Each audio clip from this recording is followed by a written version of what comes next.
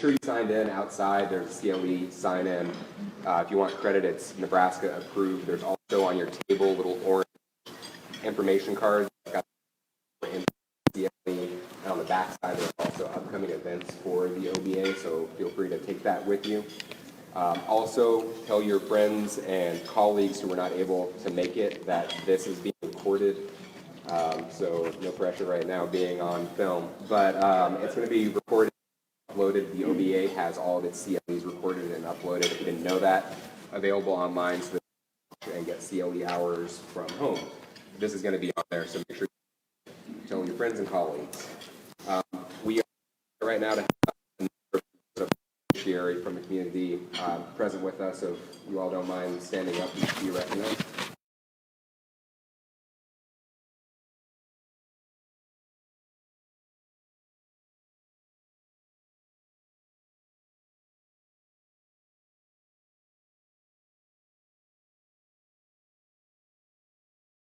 One of these lunches before, or anyone who had class with him knows Professor Fenner really needs no introduction. For everyone else who doesn't fall into one of those categories, I personally know I'm not capable of giving an introduction that tells of all the kindness that he's shown people throughout his years, or am I able to give an introduction that really captures all the amazing things that he's been able to accomplish throughout his career. But to give you a short summary, if you're not affiliated with him or you don't know him, Professor Fenner is a longtime fixture at Creighton University, the School of Law. I know I've run into people out of state. I went to Creighton. I'm a Creighton here. Did you have Fenner? Everyone says that. Everyone says Fenner. So he was truly a fixture here. He retired from regular teaching in 2019. I use the term regular teaching because in July of last year, the School of Law bestowed upon him the title of Professor Emeritus. He's also the past president of the Nebraska State Bar Association and is currently of counsel at the firm of McGill, Gottsteiner, Workman, and Lepp. Professor Fenner, I know I speak for all of your former students, everyone here in attendance, when I say that I can't wait to hear what you have to say. So without further delay, I'll turn the podium over to you.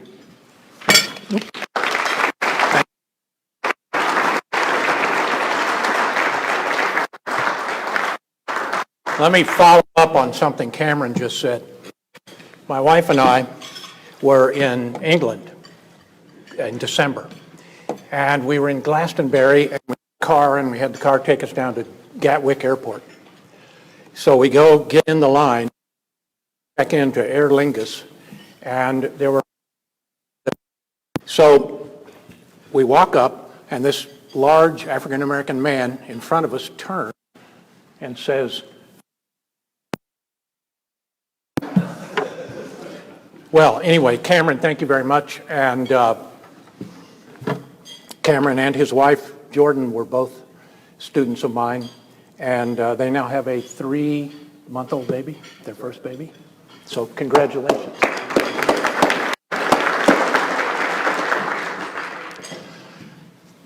This speaking series is celebrating its 30th anniversary.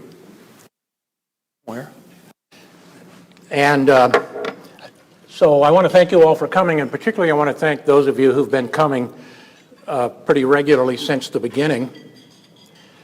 And I guess special thanks to those of you who weren't born when it began. As most of you know, I've retired from Creighton, and I'm now at McGill, Gottsteiner, Workman, and Lepp, and I couldn't be happier to be there. These people have been terrific. It's a law firm full of wonderful and wonderfully talented people. And I've never felt more welcome anywhere than I have there.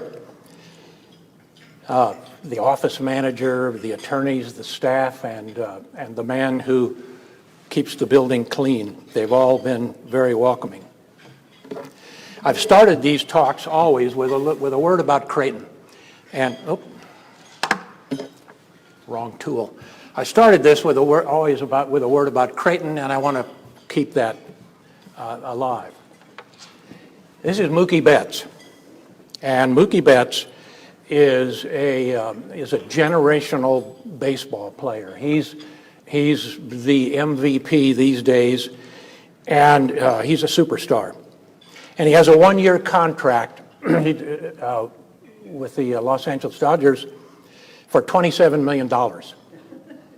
And those of you who were here when Eric Pearson won the Outstanding Professor Award so often that they just gave up and named it after him, his son Scott is Mookie Betts' agent.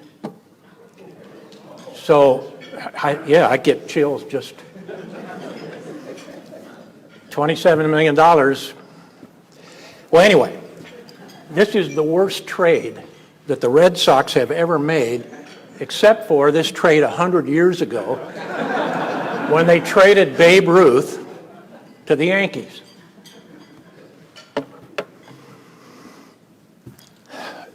Second thing about Creighton, tomorrow over the lunch hour at the law school, there's going to be a presentation by Patrick Strawbridge. Patrick Strawbridge is a former student, and from Creighton, he clerked for Morris Arnold and then went to the U.S. Supreme Court. And he clerked for Clarence Thomas. Currently, he is Donald Trump's lawyer in the subpoena cases in New York State, which caused our daughter to say, how could you teach somebody who's going to end up being like that?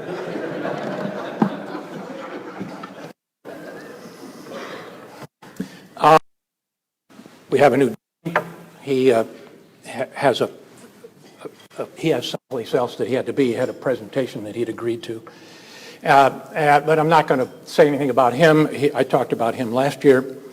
Everybody says he's doing a great job, everybody I've talked to at the law school. But I want to mention his wife, Kendra. Kendra, just out of law school, Milbank Tweed in New York City. And Milbank, she was a commercial litigator. Milbank is a real old-time silk stocking New York City law firm. It was founded in 1866. And to me, because the first Civil Rights Act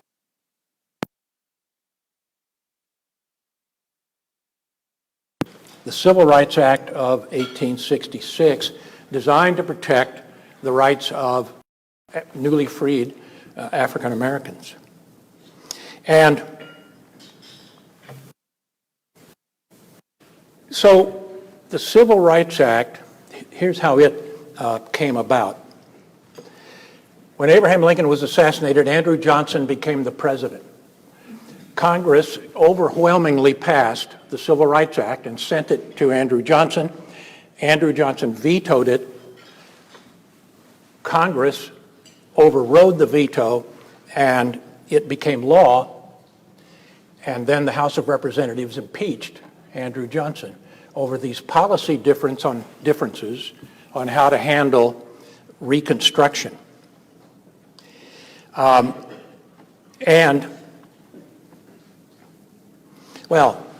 Congress bills of impeachment to the Senate, and the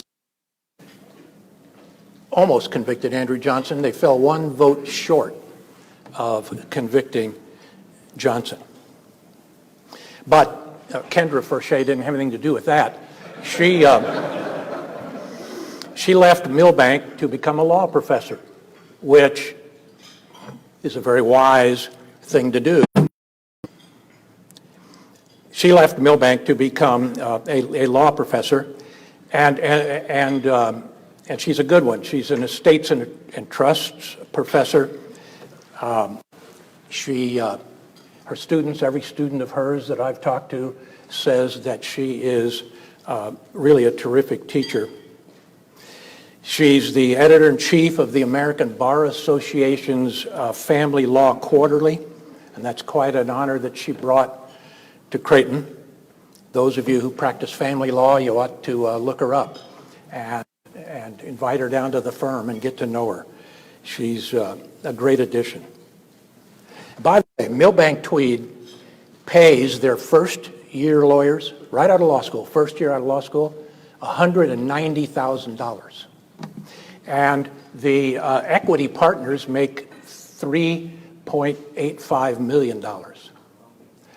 So you're saying to yourself, wow, I bet Kendra's not making that at Creighton. So maybe it wasn't such a wide choice. Well, you give up things so you can do what you love doing. She chose a substantial cut in pay, in earning capacity, when she became a law professor, as did I, as did every other law professor. And I remember when I left the Department of Justice, my friends from law school, they all said to me, you could be making $300,000 a year. I do want to add that the equity partner salaries have gone up since when I graduated from law school. But it was easy to give up that $300,000 for what I really wanted to do. To me, most important thing in my life is my family and my friends. And that includes, like Colin Matter, my friend Colin, he says that all of his students are part of his family. And I feel that same way about a lot of you in the room, about Cameron and his wife Jordan.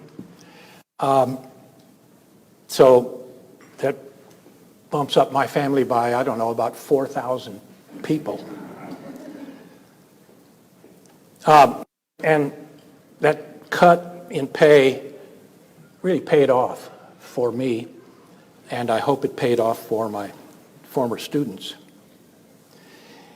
But I do wonder now if my law school friends had said, go do that, you're stupid, you can get $3 million a year. I don't know, I might have made a different choice. But so there's so much that has happened since last year's talk, and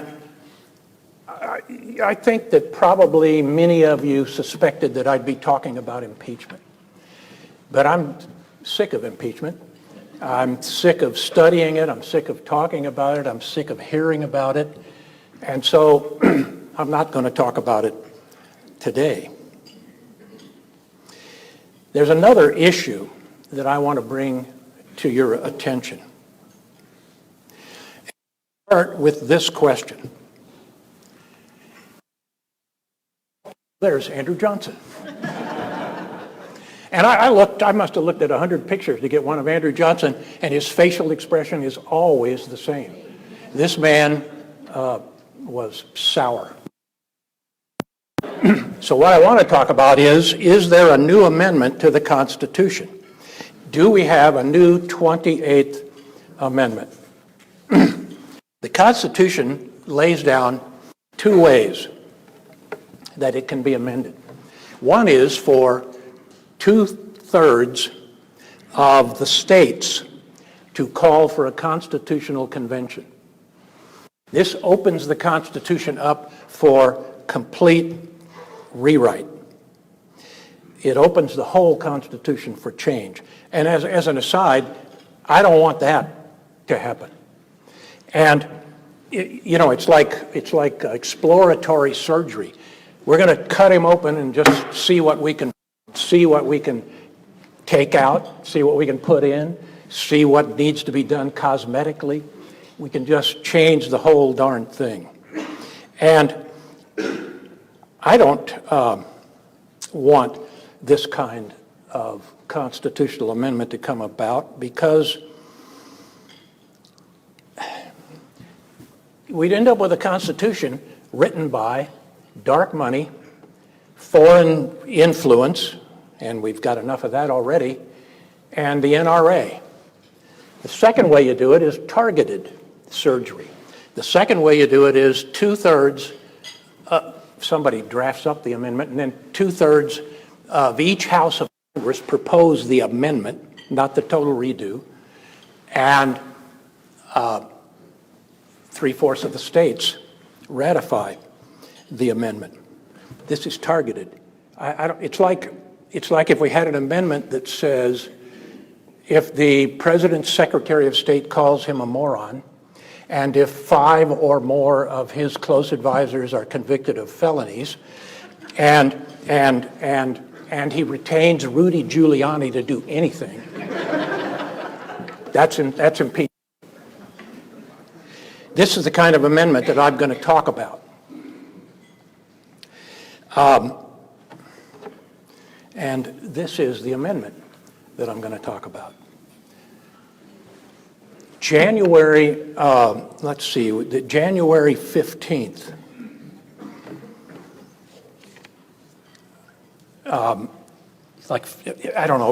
last month, the 38th state, today it takes 3/4 of the states to ratify, and that's 38 states. Last month, the 38th state, Virginia, ratified the ERA. So you'll even if you don't know that happened, even because there was lots of other breaking news in the last little bit. So the first step in amending the Constitution, the way this happened, is somebody drafted the amendment. It was a shock to me to learn that the Equal Rights Amendment was written in 1923, but it didn't really go anywhere. And it didn't, for a number of reasons, 2 expressed ones, and then I'll get to the unexpressed one, but a number of reasons. And one was that many of the proponents of the ERA were interested in getting the right to vote for women. And the 19th Amendment, which granted women the right to vote, was put into the Constitution almost simultaneously with this ERA being drafted. So that dampened the enthusiasm of a lot of the supporters of the ERA. And another motivating factor for many of the supporters of the ERA was workplace fairness. It was a broader motivating purpose, equality across the board, but a lot of that was focused on the workplace. And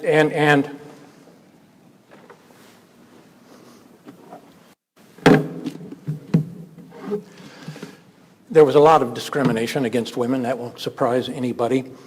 There were state laws that barred women from jury service. There were state laws that forbade women from being the administrator of an estate if there was an equally qualified man to be the administrator of the estate. Women were barred from many state universities. And married women, in many states there was a law against married women entering into a contract on their own. Married women contract on their own. And that brings me to Myra Bradley. The Illinois Supreme Court, Myra Bradley did everything you need to do to be a lawyer, and so she went to the Illinois Supreme Court and said, give me my law license, and they refused. And here's the reason. The applicant, as a married woman, would not be bound by contracts with her clients because it was illegal in Illinois for a married woman to enter into a contract. So she did what we'd all do if we could afford it. She appealed to the United States Supreme Court, and they affirmed the Illinois court. And what I want to talk about is there were 3 stooges who wrote a concurring opinion in this case saying married woman can't be a lawyer in Illinois. And I want to read a little of that.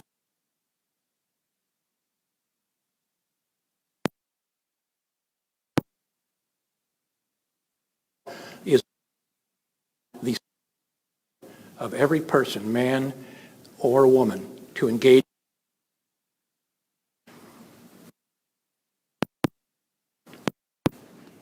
On the contrary, the civil law, as well as nature herself, has always recognized a wide difference in the respective spheres and destinies of man and woman. Man is, or should be, woman's protector and defender.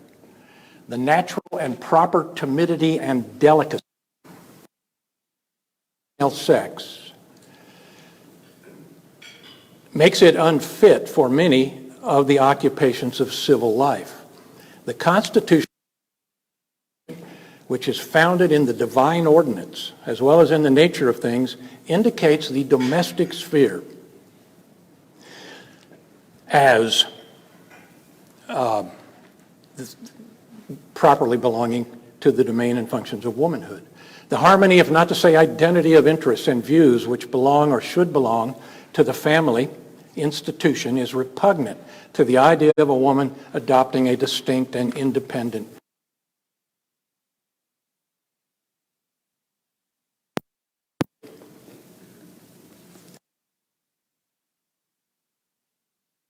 the duties, complications, and incapacities arising out of the married state. But these are exceptions to the general rule. The paramount destiny and mission of woman are to fulfill the noble and benign offices of wife and mother. This is the law of the Creator. So women faced a lot of discrimination. The ERA was designed to take care of that. But then the enthusiasm for again. Wage and hour statutes, wage and hour protection Constitution.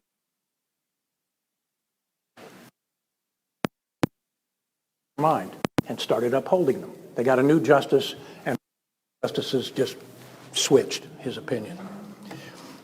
And so a lot of people thought, well, this discrimination against women in the workplace, this switch on the court has taken care of that because all these laws are being upheld.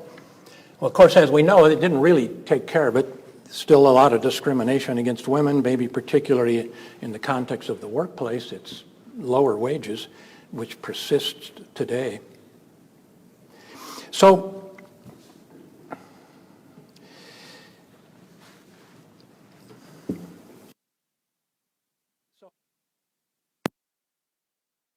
the thing drafted.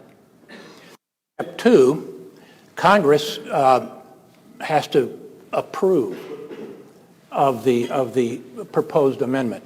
And they did that in 1972, 49 years after the ERA was drafted. Congress approved it. And they sent it to the states for ratification. Step 2, 2/3 of both houses of Congress have to approve, and that's what happened in 1972. So the ERA now has legs again, and it's in front of the states.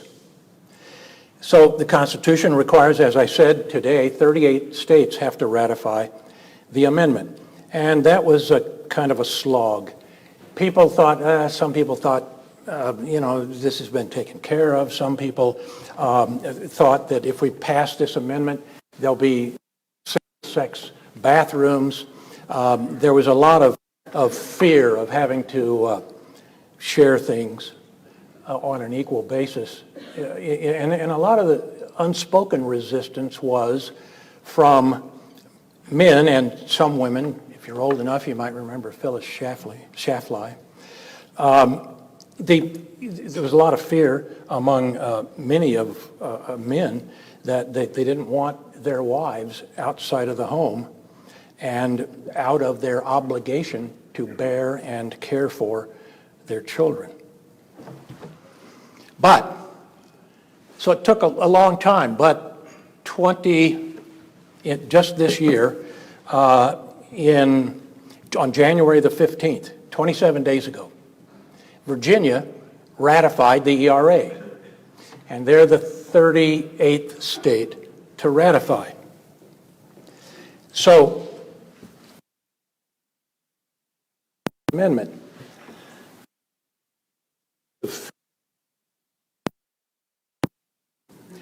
And here are the arguments.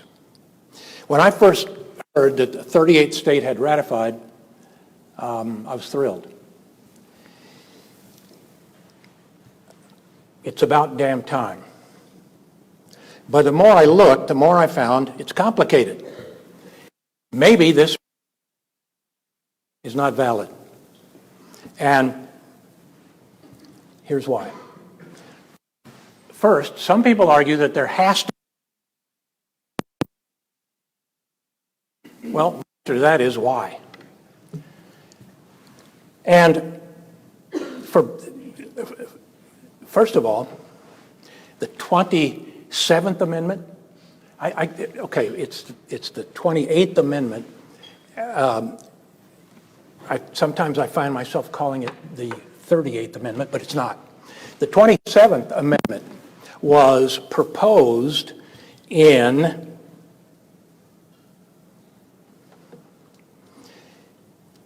1789, and it was ratified in 1992, 203 years later. So there's precedent. Applied time limit on ratification. Second, this argument calls to my mind, there has to be a limit, calls to my mind, so you know, now we're almost 100 years since it was drafted. So this argument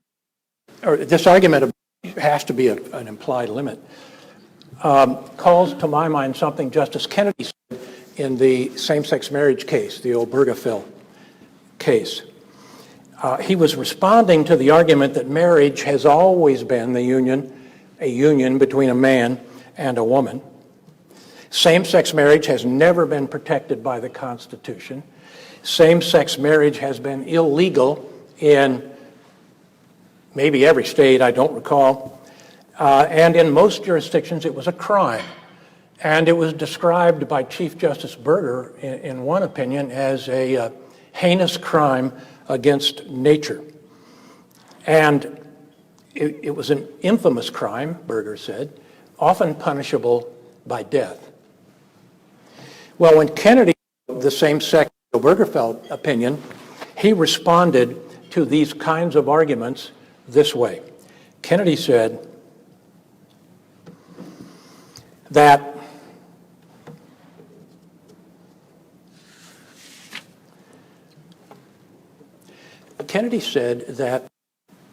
new generations have new insights. And the new insight that he had in the Obergefell case was that things have changed, and now same-sex marriage is acceptable, and he wrote it into the equal protection and due process clauses. Modern society has new insights. Well, my answer is that's what just happened in Virginia. It's a modern society that has new insights. And these new insights caused Virginia to ratify. And of course, the ratification came about because control of Virginia and the legislature switched from Republican to Democrat. But still, those who elected that new party, they had new insights. So the argument that there has to be a time limit doesn't make any sense to me. And I remind you, there's precedent. The previous amendment, it was 203 years before its ratification was complete. And then add to this Dillon versus Gloss. Some argue that Dillon versus Gloss says that there is an implied time limit. It's implied in the Constitution. And it does say that, but it's dicta. It's not precedent that must be followed. It's dicta. And the Dillon case was about this. In the 18th Amendment, Congress wrote in, right in the text of the amendment, 7-year time limit on ratification. The time limit was challenged as unconstitutional, and the court said no. When Congress writes into the amendment a time limit, that's constitutional. The rest of the stuff about the implied time limit was just verbiage, not essential to the holding. So, when the time limit is in the amendment, it has been approved by 2/3 of the members of each house, and it has been approved by 3/4 of the states. So, this to the first argument. When Congress passed, included a preamble, not the text, but a preamble, and the preamble said 7-year time limit on ratification of the ERA. The preamble is not law. The preamble to an amendment does not alter the amendment itself, just as the preamble to the Constitution is not law. It doesn't impose and it doesn't block new. It's just an introduction to the amendment, and it's just a suggestion from Congress. This is what we think ought to happen, but it's not in the text of the amendment. And so there's a third argument. First argument, there has to be a time limit. Second, Dillon says there's a time limit,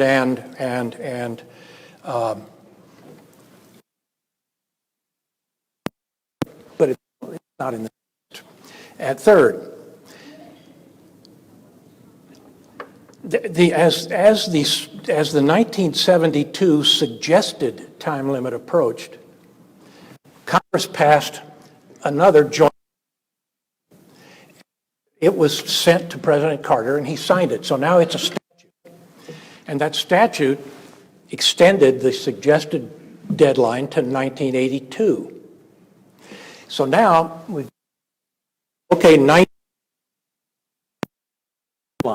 ratifications after 1982 don't count. And my response to that is that proposing an amendment requires 2/3 of the members of each house. And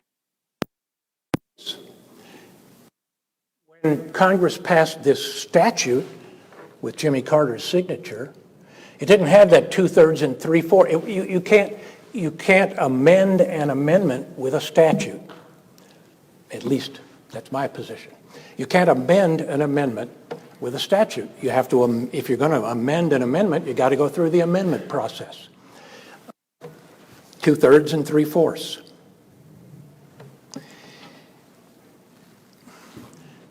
This is a map that kind of gives you some idea of the gray is states that didn't ratify. This is states that did ratify, and coming up, this is states that rescinded their ratification. So it's complicated.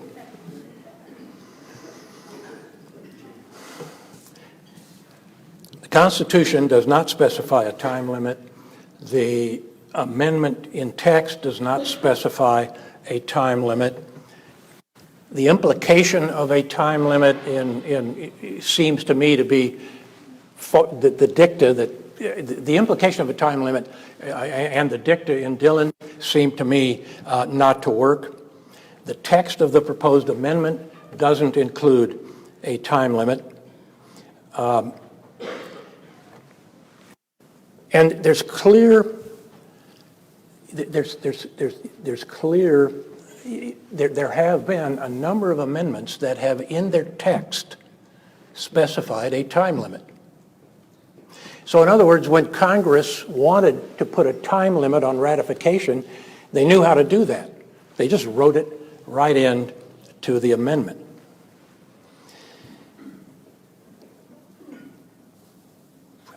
The 18th, 20th, 21st, and 22nd Amendments all had time limits, and the 27th says no time limit, 203 years later. Well, there are three rules of construction. In constructing the text of a statute, or construing of a statute, or in construing a constitutional provision in the Constitution, there are a number of rules, and I'm going to mention three of them, that are supposed to help you in your interpretation. One is the whole.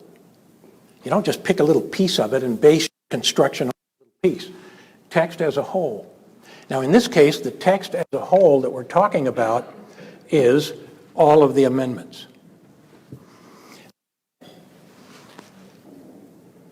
A material variation in terms in a statute, the whole of the statute, or in the whole of the amendments in this case, a material variation in terms suggests that there's a variation in meaning. Now, to me, there is a material variation here. Some of the amendments specify a time limit and others don't. So the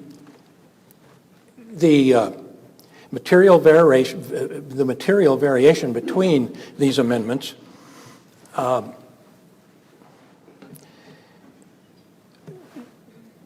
says that when Congress means an expiry date, they say it. And says that when you're looking at all these amendments and you're trying to interpret one that doesn't have an expiry date, you look at these others that do have expiry dates, and there's a difference. So the expiry date put into the amendment, that's okay. But if there's no expiry date, you can't just put one in. In other words, when Congress wanted a proposed amendment to expire after a certain number of years, they know how to do it. Past practice shows they know how to do it. They write it into the amendment. And the third rule of construction is this. We can't find that Congress was unaware of the difference. In other words, turn that around. We have to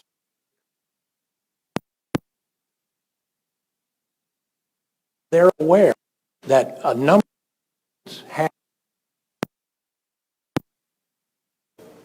the difference between the amendments that have a time limit and that don't have a time limit have to mean something as the whole package.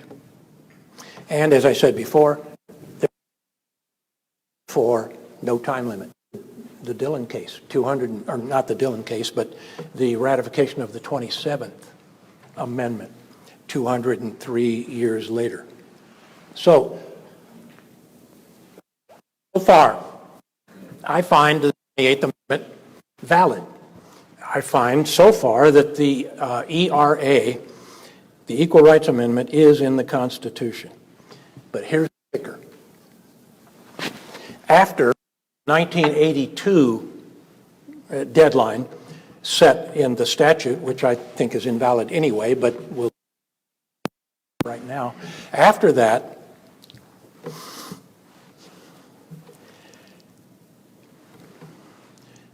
three more states ratified and 5 states rescinded their ratifications, including Nebraska. So, and there are 3 states that have a lawsuit. They've filed a lawsuit trying to stop the ratification from being certified. So, now the question is whether states have the power to rescind a ratification.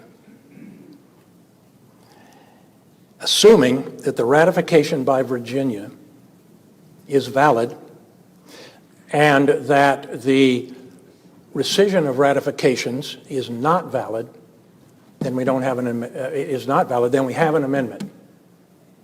Assuming that the ratification by Virginia and the other two states is valid, and the rescission of the ratification is valid, then we don't have an ERA. So, do the states have the power to rescind? Well, above, when I was talking about Justice Kennedy, I said that in Kennedy's opinion, when he says new generations have new insights, and I used that as a way to defeat one of the arguments being made at the time, you got new insights in the almost 50 years between. It's a long time. And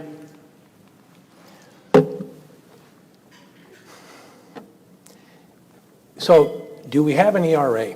Well, it seems to me that if these rescissions, including Virginia's,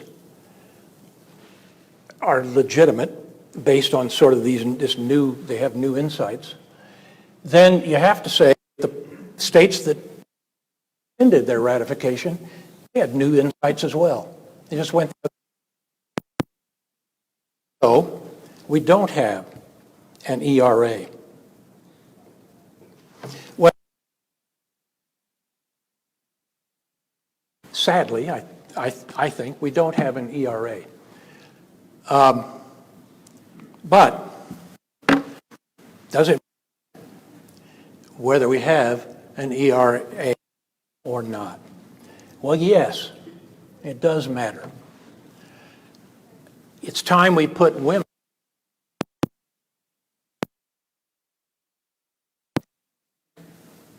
today. The Supreme Court has three levels of scrutiny. The federal courts have basically three levels of scrutiny that apply in most constitutional cases. And when the Supreme Court implied protection in the Constitution, it's not the worst case. It's not race discrimination. It's not race discrimination. I just turned it off. It's not. Welcome, my friend Dave Summers.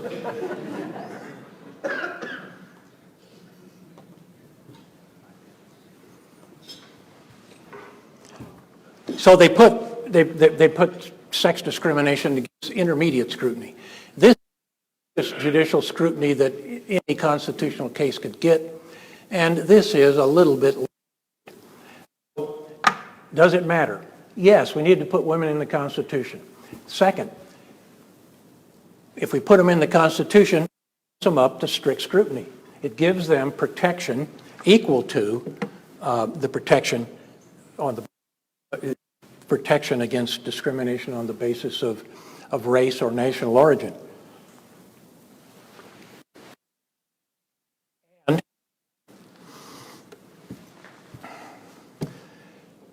it put it in the Constitution because this one court has implied it as a right. Well, another court can come along and imply it out of the Constitution, disimply it, if that's a word, unimply it, if that's a word. And you say, well, that it'll never happen here. They're always going to get, women are always going to get this intermediate scrutiny, and it strikes down all this discrimination against women. We don't need strict scrutiny. And it was implied into the Constitution by one court. It can be implied out by another. But you say, that will never happen.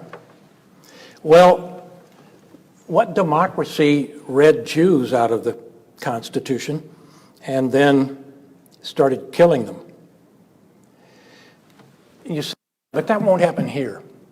Well, what country took boatloads of Jews trying to escape the Holocaust and turned them away wouldn't let them land?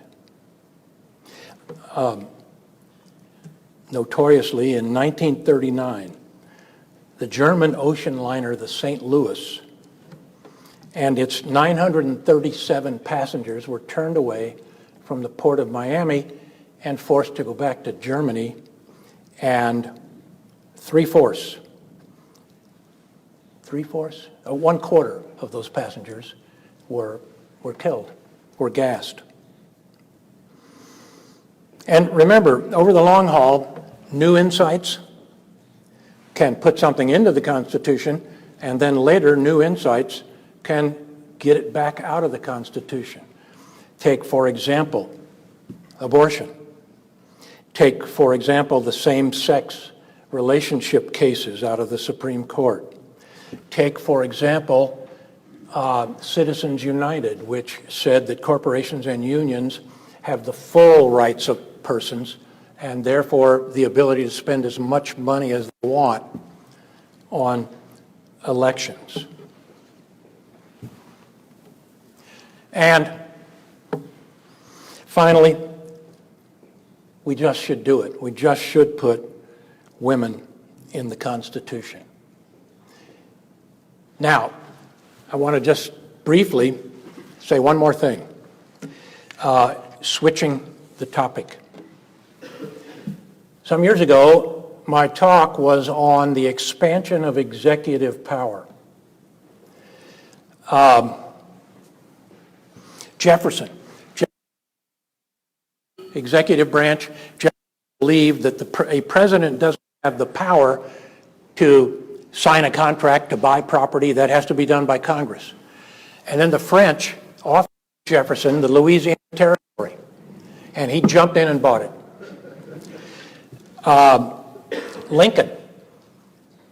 Lincoln, the Constitution clearly says the writ of habeas corpus can't be suspended except by Congress. But during the Civil War, Lincoln suspended the writ of habeas corpus. More power. Franklin Delano Roosevelt, in an attempt to get the country out of the Depression, Franklin Delano Roosevelt, this time with Congress's approval, but created the New Deal, created the administrative state. The executive agencies now do much, very much of what used to be Congress's job. George W. Bush, during his administration, he took the power to declare persons to be enemy combatants, just say it, enemy combatant, and federal government would go grab them up and throw them in a prison, in a camp, and not allow them any kind of a hearing, not allow them to have a lawyer, not allow them to even tell their family where they were. A huge executive power. And now, during the current administration, this expansion of executive power has taken another leap forward. If the president believes, now I'm not sure this is exactly what it means, what this, if the president believes his or her reelection is in the public interest, and was there ever a president who didn't believe that?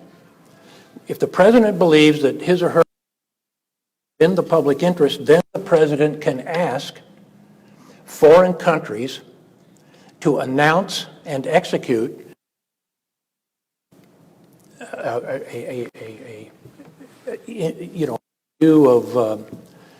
ask for assistance in finding against the president's candidate. And if Alan Dershowitz is to be believed, in the well of the Senate, he explained his position this way. If the president does something that he thinks will help him get reelected, it's in the public interest. And that kind of thing cannot be a quid pro quo that results in impeachment. Now, personally, I think Alan Dershowitz is not to be believed, but that's what he said. And just before, this was the toughest year for a topic because there's just so much that happened. And except for this little of a previous talk, I'm sick of talking about that. So thank you for coming, and next year.